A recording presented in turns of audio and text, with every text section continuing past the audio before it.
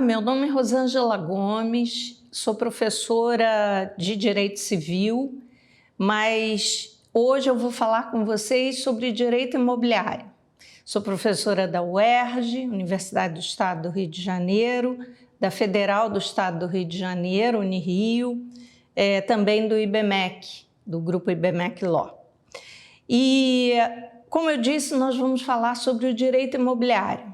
O que uma professora de Direito Civil entende de Direito Imobiliário? O Direito Imobiliário, ele é uma disciplina que, na verdade, ela é composta de um conjunto de regras e princípios que regem as relações e situações jurídicas que têm bens imóveis como um objeto direto e imediato e, no caso, é tratado pelo direito das coisas, lá no Código Civil.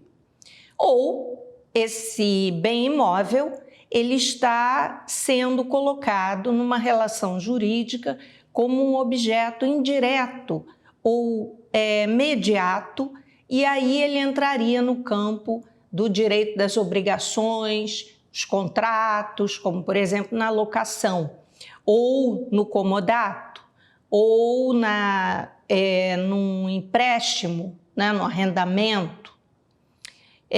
De qualquer maneira, vocês já perceberam que o direito civil ele está muito ligado a esse direito imobiliário. Mas veja bem, essa denominação direito imobiliário pode ser um ramo do direito civil? Não necessariamente. Ele tem uma certa autonomia, assim como os chamados novos direitos, como consumidor, infância e adolescência, urbanístico, meio ambiente. O direito imobiliário ele tem essa autonomia hoje dentro de uma visão mais progressista do direito. Ele surgiu quando? Ele surgiu, na verdade, no final do século XIX, início do XX, quando o mercado imobiliário aparece.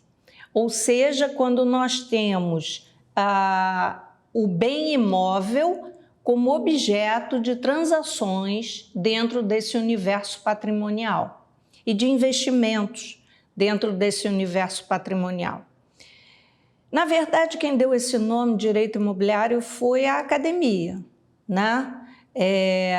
especialmente em cursos de pós-graduação, tentando entender como essas novas relações jurídicas se adequavam a um modelo mais tradicional ou fugiam desse modelo mais tradicional do direito.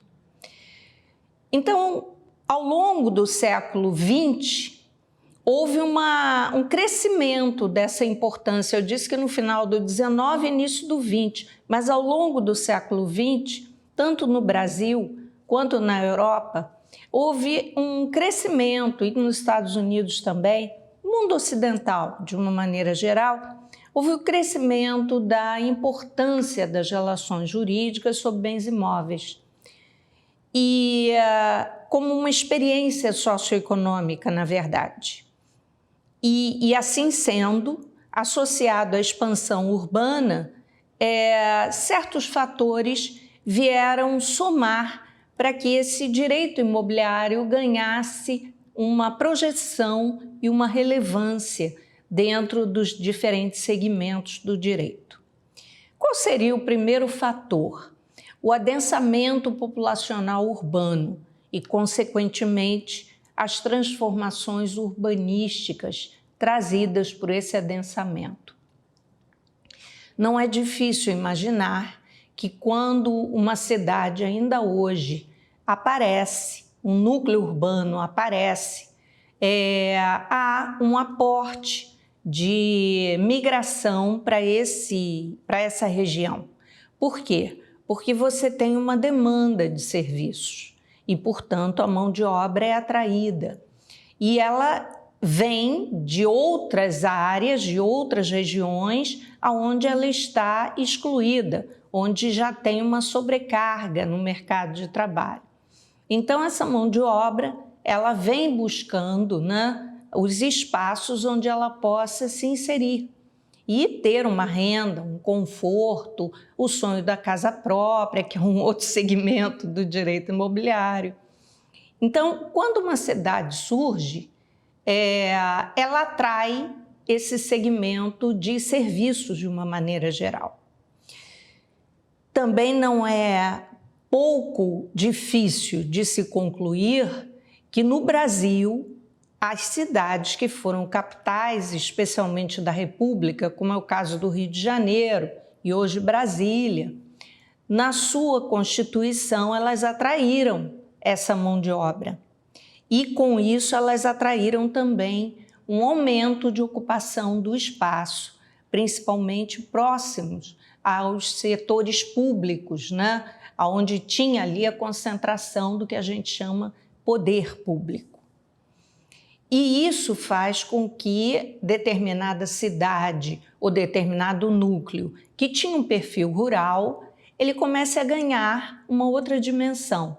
Ele começa a ter arruamento, ele tem hospitais, e isso, para a gente trazer para os dias de hoje, tem um shopping center, a verticalização desses núcleos com edifícios sendo construídos. Isso tudo muda o perfil daquela cidade, daquela localidade e atrai cada vez mais pessoas, seja como investidores, seja como trabalhadores, mão de obra. Você acaba atraindo um volume maior, uma demanda maior para o adensamento dessa cidade populacional. Então, uma demanda maior, um aumento maior populacional. Esse adensamento, então, portanto, é um dos fatores que influi no estudo do direito imobiliário. Outro ponto importante, e esse sim foi do século XIX, foi a Revolução Industrial, porque ela trouxe um desenvolvimento tecnológico e com esse desenvolvimento tecnológico, grandes setores começaram a ter relevância, como o setor fabril, o automotivo, né? No Brasil, essa revolução industrial se deu com a indústria de base de 1930 e o que influenciou bastante, né, na estrutura de serviços, já que estamos falando de um segmento que traria no futuro a base total da industrialização do país em diversos setores. Isso também faz com que essa transformação dos espaços venha a interferir nesse estudo do direito imobiliário. Então, eu tinha uma área rural que agora é uma área urbana. Por quê? Porque um setor fabril se instaurou ali, porque um segmento do setor fabril se instaurou ali. Uma montadora, por exemplo, na indústria automotiva, agora está naquela região. Evidentemente que a montadora vai buscar sempre os imóveis de um preço mais acessível. Ela não vai investir em imóveis já dentro de um setor urbano, mas ela atrai, sem a menor sombra de dúvida, o crescimento, a expansão daquela região. Isso é um exemplo que eu estou dando para vocês entenderem bem aonde que esse direito imobiliário vai se inserir, vai se encaixar. Outro fator importante foi o capitalismo, né, no nosso país como modelo econômico dominante. Então, o capital imobiliário, o bem imóvel como um fator de renda, seja por locação, seja como investimento, isso daí também é algo que trouxe uma relevância para esse direito imobiliário. E, por fim, a importância das relações econômicas e imobiliárias para a economia brasileira, né? Se nós formos parar para pensar, hoje é importantíssimo esse segmento nas incorporações imobiliárias, nos fundos imobiliários de investimento que nós temos hoje como um setor de investimento não só de bem imóvel, mas também de capital. A pessoa pode nem ter um patrimônio, um bem imóvel próprio, ela prefere alugar, mas ela tem uma renda proveniente desse setor de investimento imobiliário.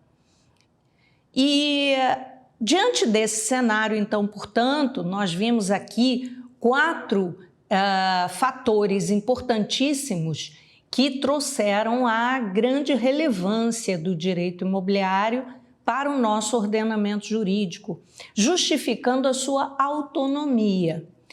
E pensar esse direito imobiliário de uma forma segmentada, quando eu digo autonomia, eu não estou segmentando, eu não estou dissociando do ordenamento jurídico. É importante que a gente entenda que o nosso ordenamento jurídico ele é completo e coeso, ou seja, eu não tenho lacunas, eu não tenho brechas dentro desse ordenamento jurídico, porque aquilo que não é tratado por ele diretamente dentro de um tipo legal, eu posso tratá-lo por analogia, pelos princípios gerais do direito, por jurisprudência, pelos costumes. Então, eu venho recheando esse ordenamento jurídico de alguma forma. Portanto, eu não posso entender o direito imobiliário segmentado de outras áreas dentro desse ordenamento jurídico. Porque se assim o fizesse, ele poderia ir contra aquilo que outros ramos do direito, outros setores do direito tratam. Então, ele tem que ter esse diálogo. É um diálogo de fontes que nós chamamos, né? O direito imobiliário, ele não pode ser separado de outros ramos do direito civil, seria inadequado fazer isso. Por quê? Porque foge a essa noção sistêmica do ordenamento jurídico, como eu disse, né, de ser completo e coeso, como dizia Norberto Bobbio, e traz necessariamente, dentro dessa completude e coesão do ordenamento jurídico, esse diálogo de fontes que é muito salutar, né? É muito salutar para uma solução justa dos conflitos de interesse. É muito salutar para nós entendermos uma harmonia dentro da sociedade e das normas que a regem.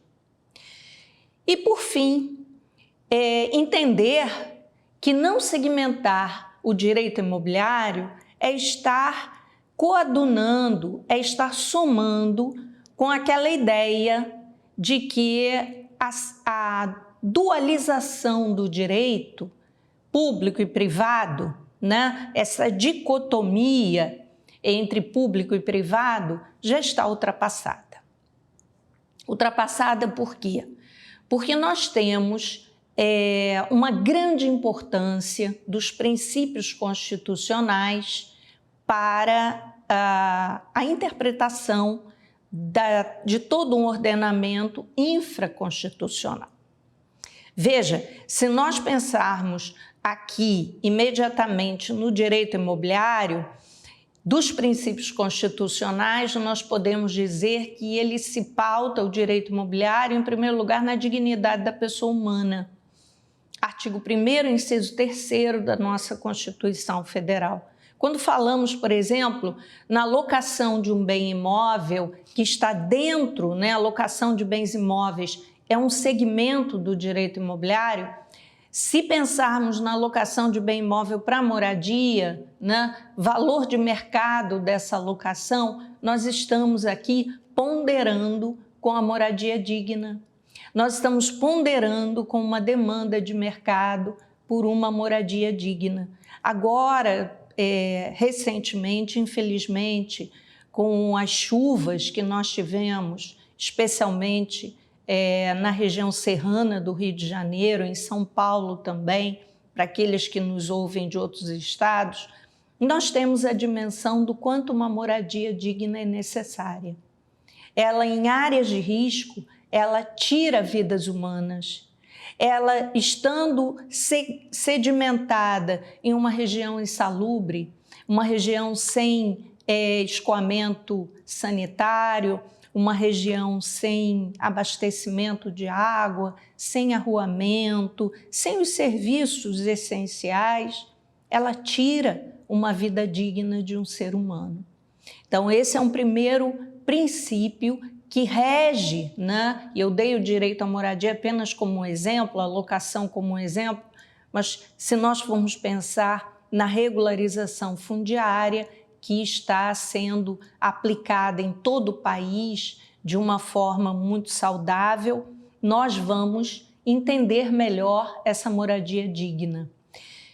Também, dentro dessa linha da regularização fundiária e da moradia digna e de outros segmentos como a função social da empresa, função social do contrato, nós vamos pautar também em outros dois dispositivos constitucionais, que é o artigo 5º, inciso 23, e o artigo 173 da Constituição.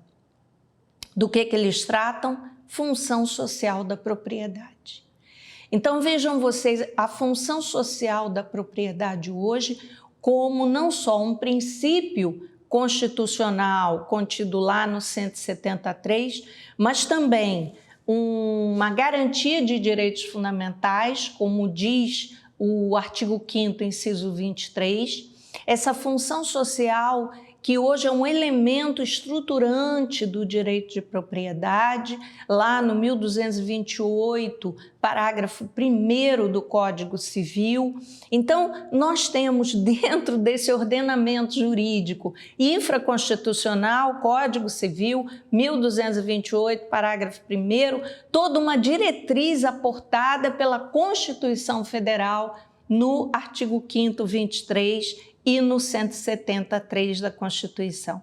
Vejam vocês que beleza, né? Nesse momento, a propriedade, ela ganha um viés social, ela ganha uma dimensão onde o proprietário deve, né? O proprietário deve promover o direito que ele exerce de uma forma a atender à vida humana digna, ao meio ambiente equilibrado, à sustentabilidade e outros princípios constitucionais que pontualmente em cada relação jurídica estarão ali presentes. Então, nessa linha, nós vamos dizer que hoje, no direito civil, nós trabalhamos com o chamado direito civil constitucional, onde esses princípios, ainda que eu tenha um tipo normativo, eles vão dar a linha de interpretação dessa regra infraconstitucional a partir dos princípios norteadores da sua aplicação. E não é só o direito civil com quem o nosso direito imobiliário dialoga. Ele vai dialogar muito bem também com o direito público, né? Veja, eu estou falando que essa dicotomia está ultrapassada, mas nós tradicionalmente ainda colocamos alguns ramos do direito dentro do público e do privado. Mas é exatamente porque nós temos esses novos direitos, como o direito imobiliário, que tem esse diálogo de fontes muito próximo. É exatamente por isso que nós dizemos que essa dicotomia não se aplica mais. Mas, professora, com quem que esse direito imobiliário vai dialogar, então, naquilo que seria tradicionalmente considerado o direito público? Com o direito administrativo e com o direito urbanístico, também com o direito ambiental. Direito administrativo, que tradicionalmente sempre foi colocado lá dentro do campo do direito público, o direito imobiliário dialoga com ele continuamente, seja através de um tombamento de um bem imóvel, seja através de uma concessão do direito real de uso, para que finalidade for, inclusive para moradia, seja através dos instrumentos urbanísticos, legitimação de posse, legitimação fundiária, para regularização de espaços né? Trazendo então a titulação para o ocupante daquela área consolidada. Então, nós temos aí esse diálogo permanente do direito imobiliário dentro dessas esferas público e privada. E dentro dessa linha, nós não podemos, então, afastar esse direito imobiliário de uma ideia de que ele é um direito que eu terei dentro dele vários ramos, várias relações jurídicas de outras áreas do direito que vão também ser tratadas dentro do direito imobiliário e consideradas parte desse direito imobiliário. Então, com esse diálogo com vocês, eu espero ter dado uma visão do que seja o direito imobiliário, uma visão macro, uma visão ampla, né? E com a intenção de mostrar a vocês que não podemos segmentá-lo, mas temos que, essencialmente, trazer para dentro desse direito imobiliário, para a sua real aplicação, nós temos que trazer determinados princípios constitucionais, determinadas situações jurídicas essenciais. Como, por exemplo, só para a gente fechar essa nossa conversa, eu gosto muito de trazer um caso concreto para que as pessoas entendam. Num condomínio edilício, um morador que está inadimplente, que não paga cota condominial.